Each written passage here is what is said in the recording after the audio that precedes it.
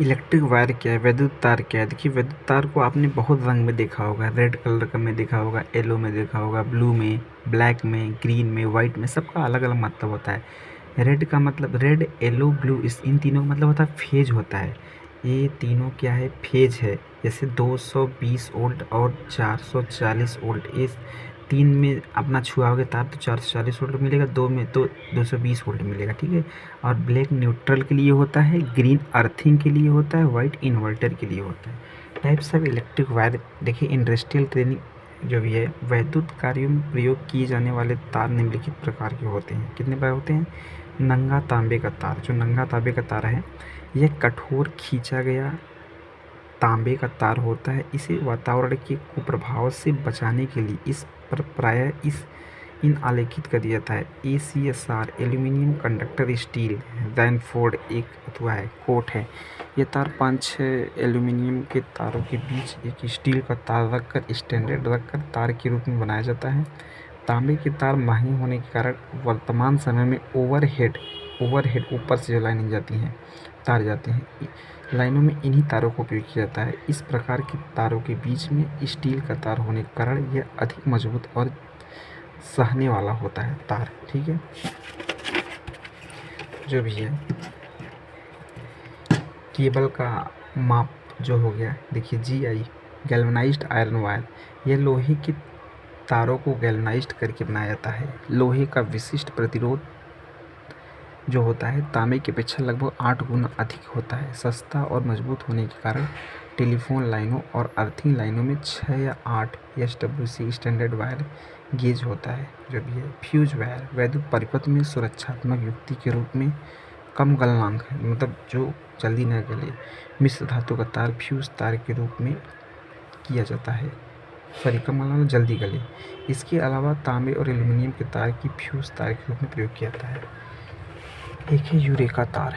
Eureka तार जो है 60% तांबा 40% निकेल धातुओं से तैयार की गई मिश्र धातु से बनाया गया नंगा तार यूरेका तार कहलाता है। इसका उपयोग प्रतिरोधक तथा रिहोस्टेट आदि बनाने के लिए किया जाता है।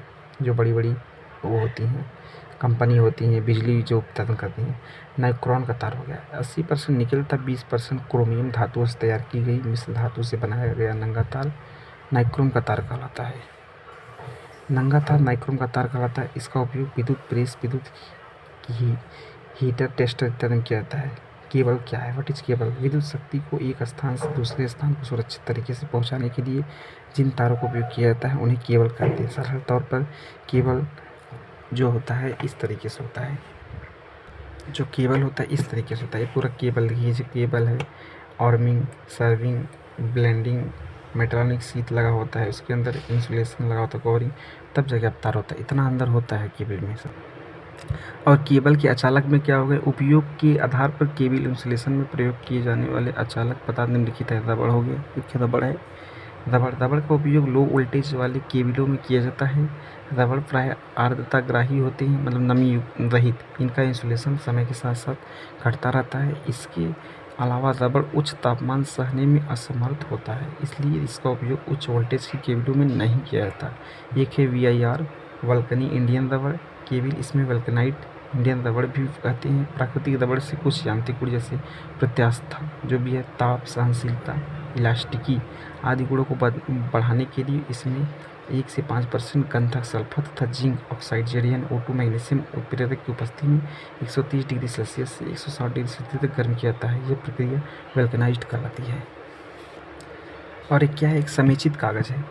समेचित कागज अचालक पदार्थ की तरह प्रयोग करने का लाभ यह कहते हैं, इसकी परावैद्युत सामर्थ्य उच्च ताप तथा धारिता नहीं होती है। वार्निश कैम्ब्रिज, यह वार्निश लेपित टेप के रूप में सूती कपड़ा होता है जिसे एम्पायर टेप भी कहा जाता है। इसे केबल पर लगाने के बाद इसके ऊपर पेट्रोलियम जेली का प्रयोग करते हैं।